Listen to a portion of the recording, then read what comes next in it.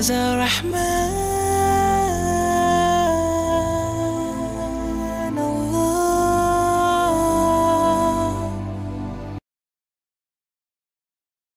started off just being a normal person that would go to the club, you know, once a week on the weekend. It started off as that, nothing, I guess, you know, hardcore per se.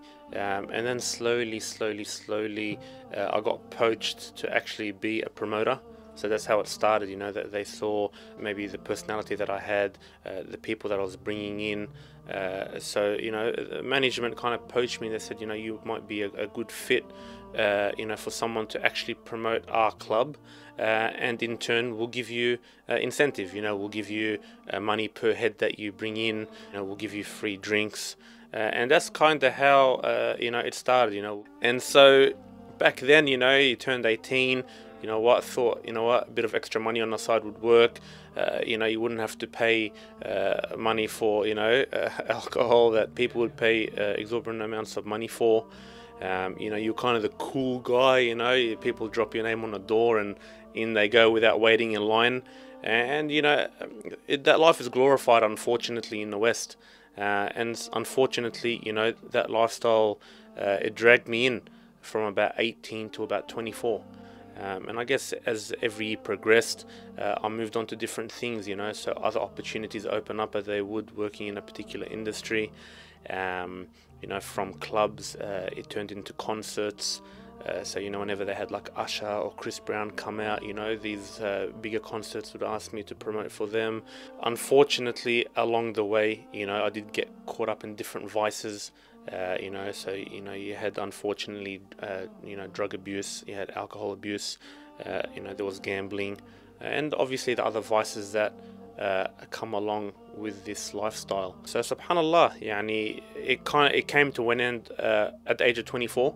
I had my 24th birthday party, you know, booked out like a club in the city, you know, had, you know, a table, typical Australian, you know, you have a hotel room, you have a table, and unfortunately, I didn't see the night through. I ended up having an overdose of alcohol and drugs, passed out. Night ended quite fast. Woke up the next morning, don't know what had happened. Saw videos of myself, you know, being circulated around friends and online, and I just thought to myself, was this really the lifestyle that I wanted for myself? You know, I was engaged in this, you know, for about 6 years. Imagine for the next 6 years of my life, you know, do I want to engage in the same thing? Am I going to get anywhere with my life? Am I going to be alive to see 30? So those questions kind of took place, and they took place quite fast in my mind. And I actually made a conscious decision that day. That was it. It's not happening again.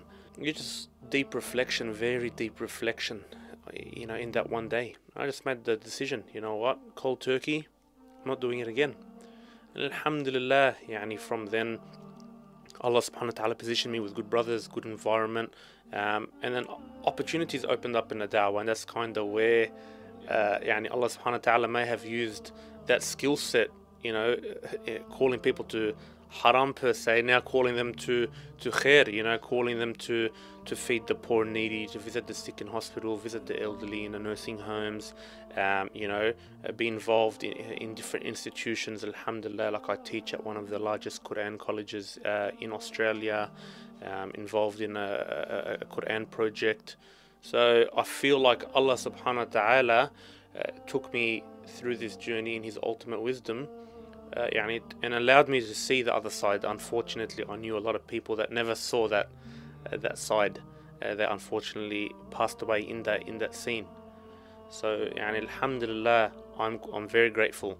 And like Allah mentions in the Quran, you know, لَإِن شَكَرْتُمْ لَأَزِيدَنَّكُمْ. You know, and if you are grateful, you know, I will surely give you more. And so this is like a very popular ayah that resonates with me, you know, because and I'm very grateful that Allah subhanahu wa ta'ala didn't take my soul at that point in time.